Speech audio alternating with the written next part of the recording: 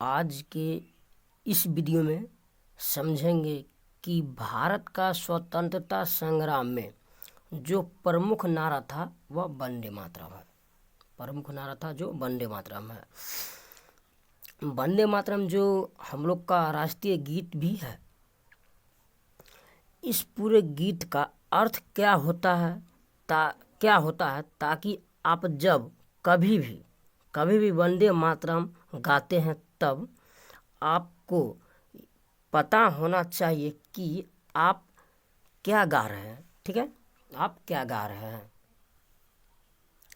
और उच्चारण में भी कोई दिक्कत तकलीफ होते हैं तो मैं बिल्कुल सारा कुछ बताऊंगा ताकि आपको उच्चारण में थोड़ा भी दिक्कत नहीं होगा।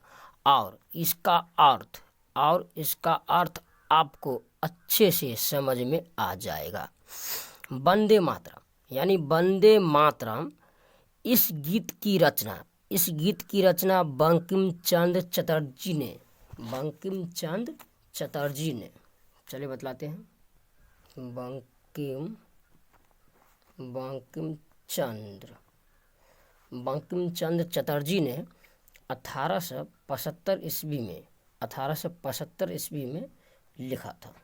ठीक है, लिखा था और 1875 ईस्वी में लिखा था।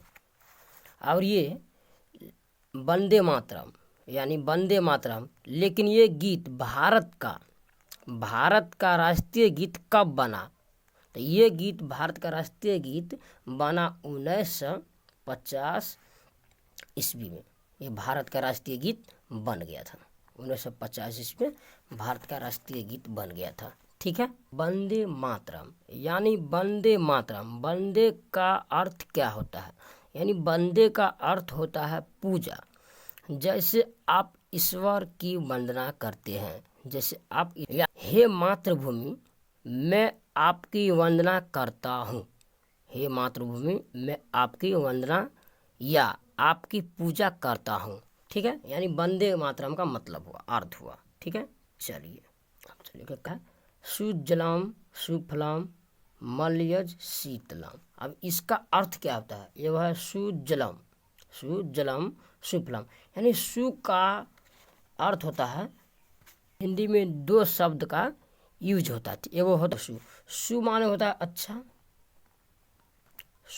अच्छा, और कु माने खराब या बुरा।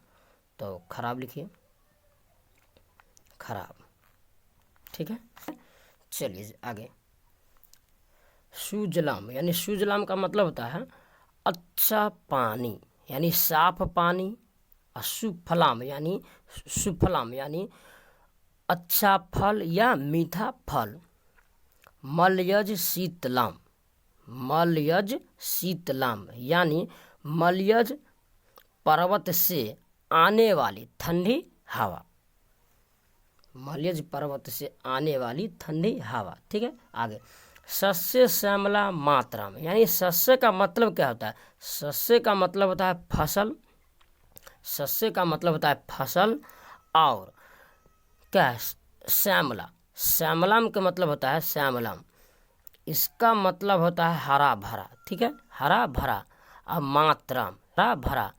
मातरम यानी हमारा मातृभूमि कैसा है, उस मातृभूमि की वंदना करता हूँ। अब आगे है शुभ ज्योत्स्ना पुलकित यामिनी। शुभ्र का मतलब होता है चमकीला। और ज्योत्स्ना का मतलब क्या होता है? चांद की रोशनी, बहुत ज़्यादा, यानी चांद की रोशनी। ठीक है, अब आगे चलते हैं। पुलकित का मतलब होता है बहुत ज़्यादा खुश, हर्षोल्लास। ठीक है, यामिनी का मतलब क्या होता है? रात। अब आगे है फुल कुसुमित द्रुम दल शोभनी। यानी फूल का मतलब क्या होता है? खिलते हुए। कुसुमित का मतलब क्या होता है? फूल। और द्रुम का मतलब क्या होता है? पेड़। दल का मतलब होता है समूह, यानी पेड़ पौधे वनस्पति, द्रुम का मतलब होता है पेड़ पौधे वनस्पति, और दल का मतलब होता है समूह। ठीक है, यानी पेड़ पौधे का समूह। ठीक है। नियम, शोभी नियम यानी शोभा बढ़ाता, शोभा बढ़ाता। आगे है सुहासनी, सुमधुर भाषणी, हंसता है। ठीक है, जो हमेशा हंसता है। सु माने अच्छा होता है, सु माने अच्छा होता है। मधुर माने क्या होता है? मधुर माने मीठा, और भाषणी माने, भाषणी माने बोलना, यानी अच्छा मीठा बोलना। ठीक है ना। सुहासनी, मधुर भाषणी, सुखदाम वरदाम मातराम, यानी सुखदाम वरदाम मातराम, यानी सुख देने वाली, वरदान देने वाली। मातराम यानी मातराम, वंदे मातरम, यानी जो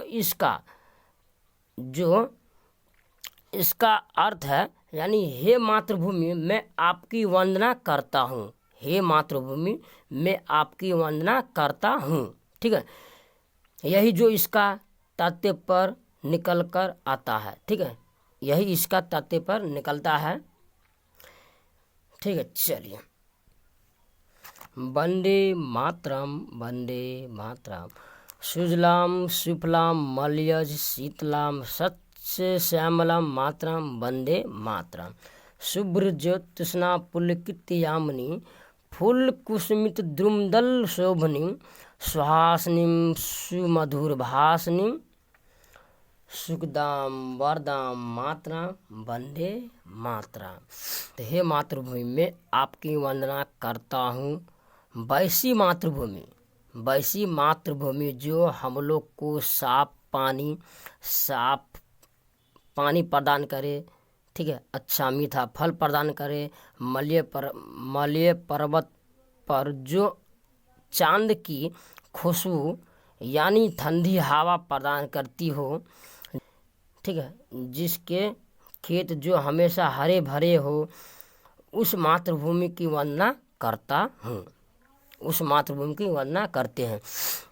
ठीक है, आगे शुभ ज्योत्स्ना यानी चमकता हुआ जो चांद की रोशनी है, चमकता हुआ जो चांद की रोशनी होती है, वह जो हमारे मातृभूमि को खुशनुमा कर देती है, खुशनुमा कर देती है। अब फल, खिले हुए फूल, खिले हुए फूल और पेड़ और वनस्पति का समूह है जो हमारे मातृभूमि